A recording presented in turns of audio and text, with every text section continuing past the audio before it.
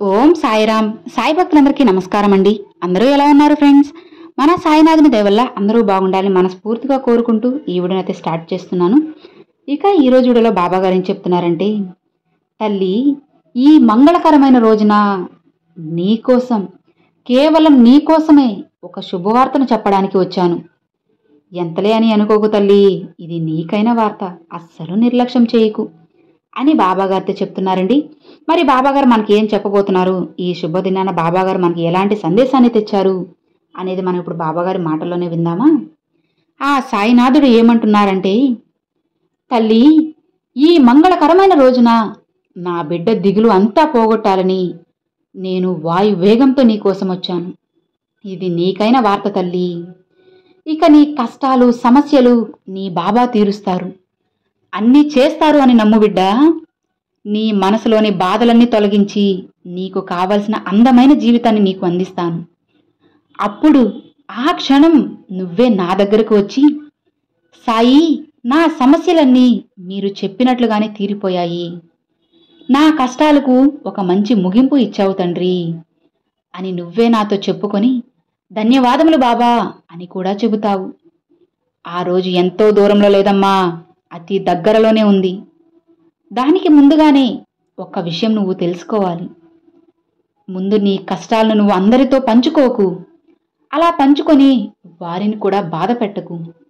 ఎందుకంటే నిన్ను ఇష్టపడేవారు నీకు కష్టం వస్తే వాళ్ళు కూడా బాధపడతారు కదా.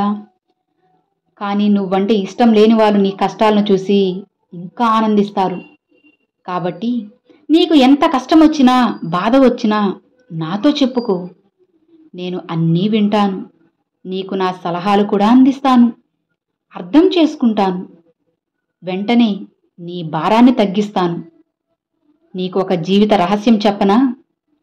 పరుగెత్తి పరుగెత్తి సంపాదించినా కూడా దొరకని డబ్బు ఏం పని చేయకుండా ఉన్నప్పుడు దొరుకుతుంది. ఇదే జీవితం అంటే. కష్టపడేటప్పుడు కావలసినప్పుడు ఏదీ దొరకదు. అసలు నాకది వద్దు, నాకు అసలు అవసరం లేదు అని అనుకున్నప్పుడే అన్నీ ఒకటి తర్వాత ఒకటి వాటంతట అవే చేరుతాయి. ఇదే తల్లి జీవితం అంటే. చూసావా, ఎంత విచిత్రమైనదో కదా. ఆ విషయం నీకు కూడా తెలుసు కదా. ఎందుకంటే కావలసినప్పుడు దొరికితేనే కదా ఆనందం. కాబట్టి నీకు కావలసినప్పుడు నీకు అవసరమైనవన్నీ నేను ఇస్తాను. నీకు కావలసినవి ఆలోచించి కోరుకో అమ్మా. సుఖమైన జీవితాన్ని జీవిస్తున్నప్పుడే కష్టాన్ని కూడా అలవాటు చేసుకో. సుఖంగా ఉన్నప్పుడే కష్టం అనేది అలవాటైతే కష్టాన్ని కూడా నువ్వు సులభంగా దాటేయగలవు. అందుకే ప్రతి ఒక్కరి జీవితాల్లో సుఖ దుఃఖాలను నేను మార్చి మార్చి ఇస్తూ ఉంటాను. అది ఎందుకో తెలుసా?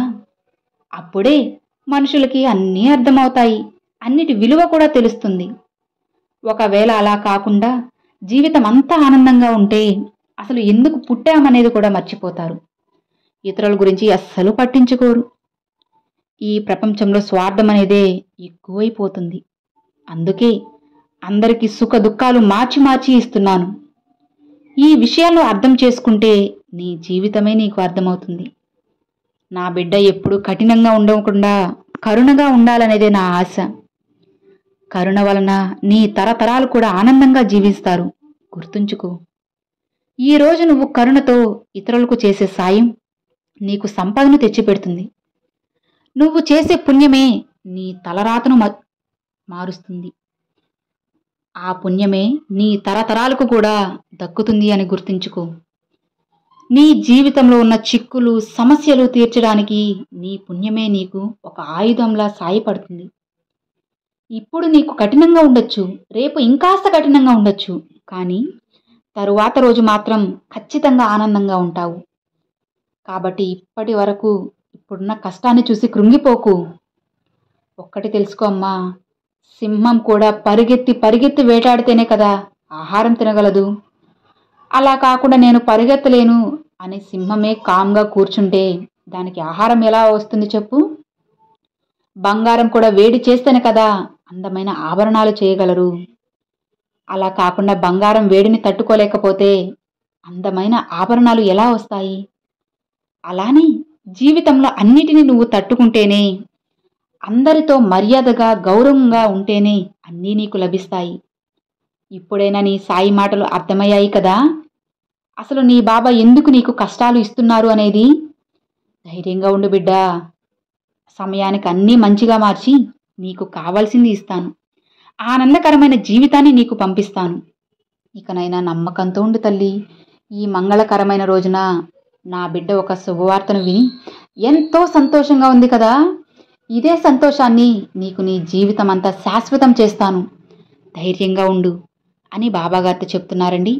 చూశారు కదండి, బాబాగారు ఈ మంచి రోజున మనకొక మంగళకరమైన వార్త చెప్పారన్నమాట. ఈ శుభవార్త అందరిలో ఉన్న భయాన్ని తొలగించి ప్రశాంతతను ఇచ్చింది. బాబాగారి మాటలు అందరికీ ఆనందాన్ని ఇచ్చాయి అని అనుకుంటున్నాను. ఈరోజు సాయి మాటలు మీ అందరికీ నచ్చినట్లయితే లైక్ చేయండి, మరికొంతమంది సాయి భక్తులకు షేర్ చేయండి.